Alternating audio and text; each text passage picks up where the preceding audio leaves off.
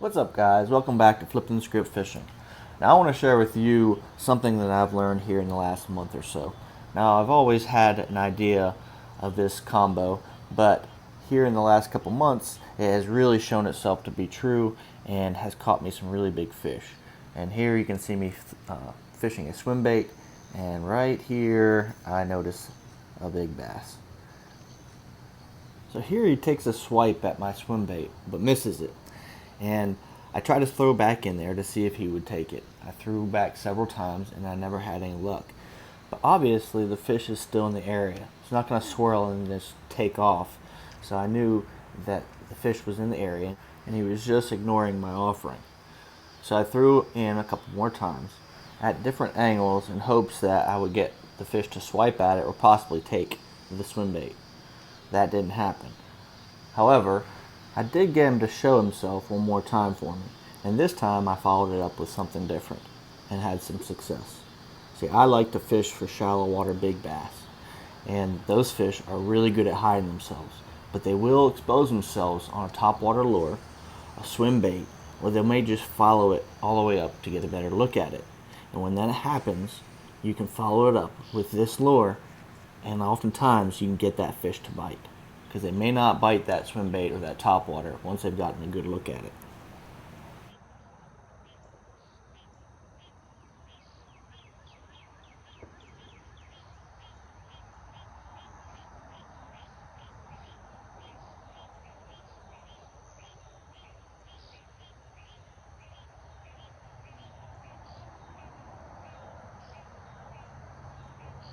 Here, when that fish turned away right at the last second after following my swim bait, I decided to immediately go pick up my stickworm.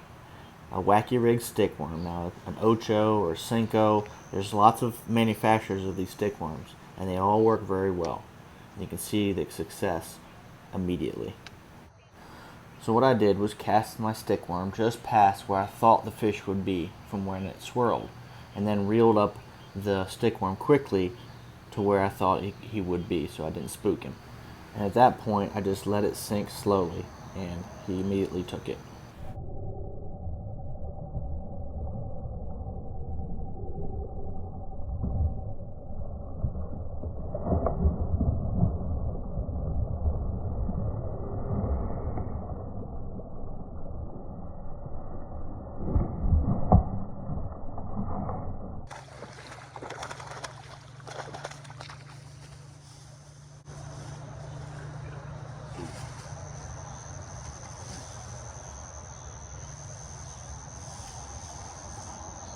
There we go. That's pretty good from there. Check that out.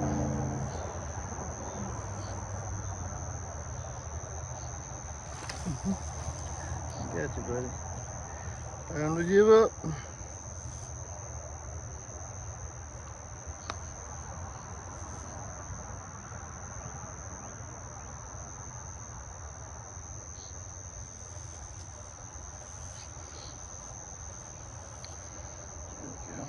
Nice fish. Hit that 7-inch worm. I saw him follow my that swim bait, but he just wouldn't take it. Kept swirling at it, but he wouldn't take it. So I threw back in there.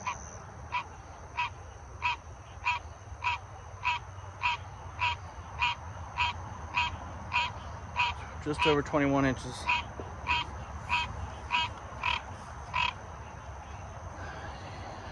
Good fish. Nice fish.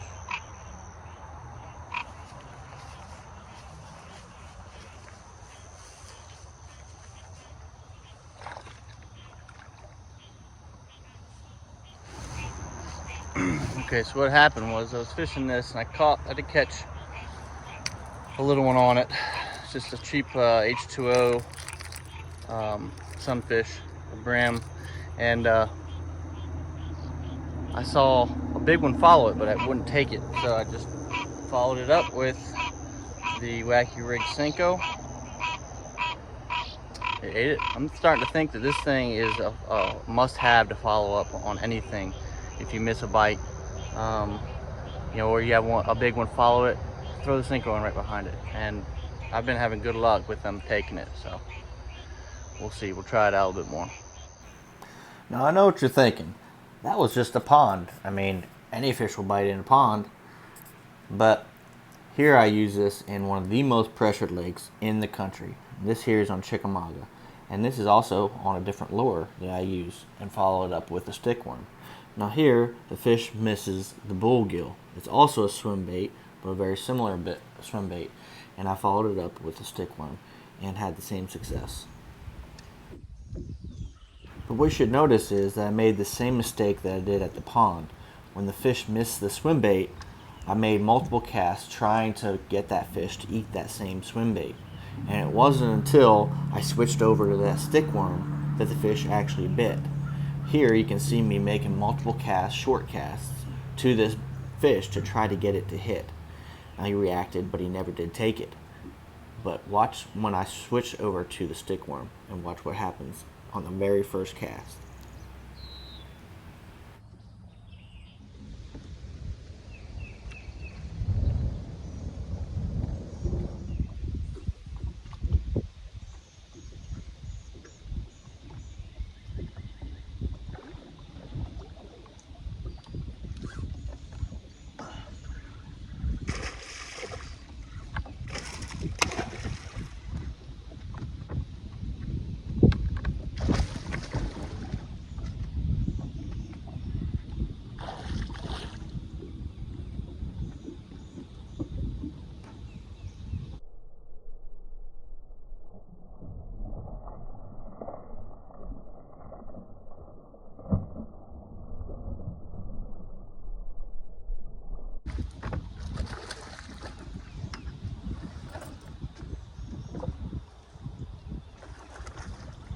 Yeah! Oh my goodness. Wow, that's a freaking big one.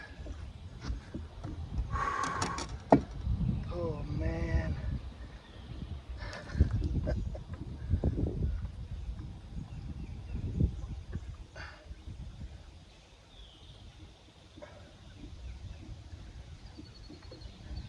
It's nice when you can stick your whole hand in his mouth.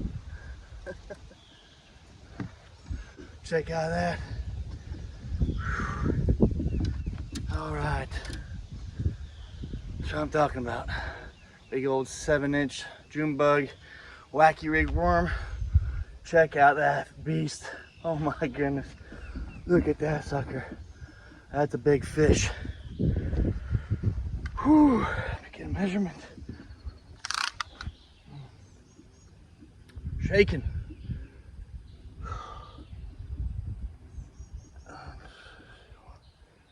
24 inches.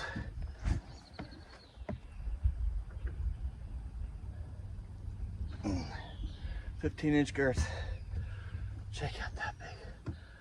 All right. That's what I'm talking about. All right, let's get a release. All right, I think she was protecting the babies, I'm pretty sure. So, there he was. Let's get him back in there. Look at that big fish. All right.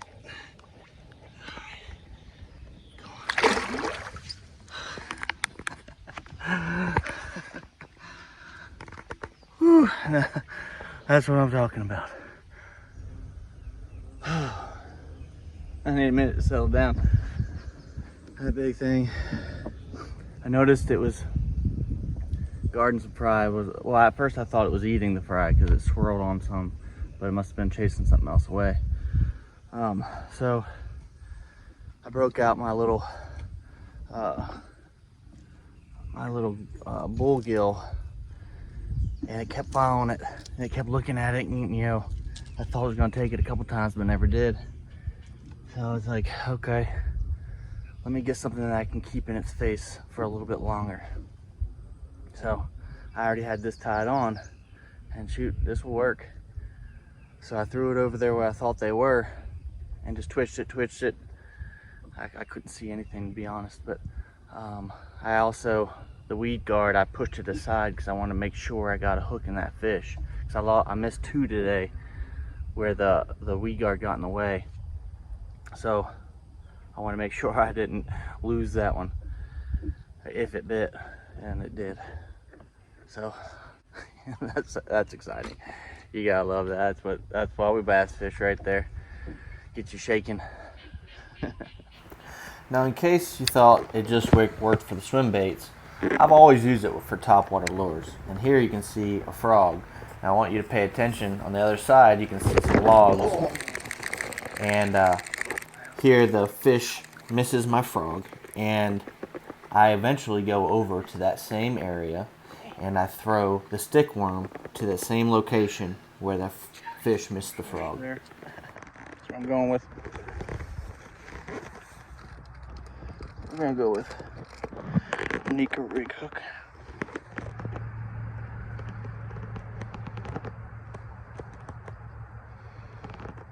Let's see what happens.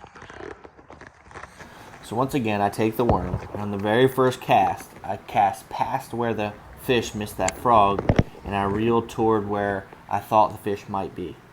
And on the very first cast, the fish takes my offering.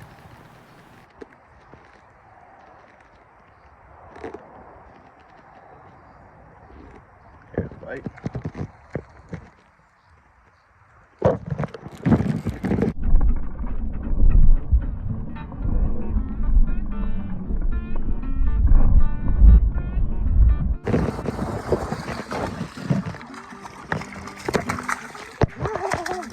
Look at that one. Looky there. It's got another something. I bet that's a thing. Broke somebody off.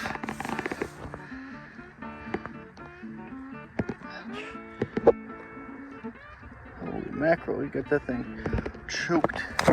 Ooh. Look at that, guys. That's a big fish. There we go.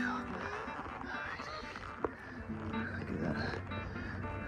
He's got another fishing line down in the throat. I'm gonna try to clip that. Alright. Look at that.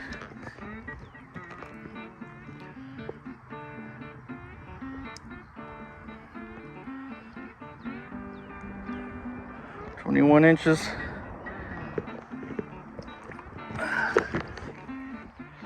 It's a good fish there. Ate that big Cinco. There he goes. So once again, the big fish immediately took the offering. And just to drive the point home, here again we are on Chickamauga, and I throw different lures. Here's a swim bait, and I throw a topwater lure also, and both times I immediately follow it up with that stick worm, and both times the fish immediately hits it. So try this combo out, guys. It will work. I'm definitely going to have it tied on all the time. And as I throw more swim baits, more topwater lures, I plan on having this as immediate follow-up anytime I get a missed strike or just a swipe or a follow. So that way I can put more big fish in the boat more regularly. It should help you out as well. Enjoy the rest of the footage, guys. And until next time, tight lines. That's all right out. Tell you what. That little plan, throwing that bluegill and then following up with that Senko, is paying off. That's like the third fish I've had doing that. All right. Hit the bluegill and missed it. So I picked up that Senko, right behind it, boom, hammered it. Make sure to also check out the Wacky Rig Tips and Techniques video that I made. We'll post it at the end of this video. Also, you can find it in the rigging options section of our main channel. If you like this video, please like, share, and comment. And please subscribe, because it motivates me to continue doing videos like this one. So, if you liked it, please do so and hit that notification bell, and you'll receive notification every time I drop a new video.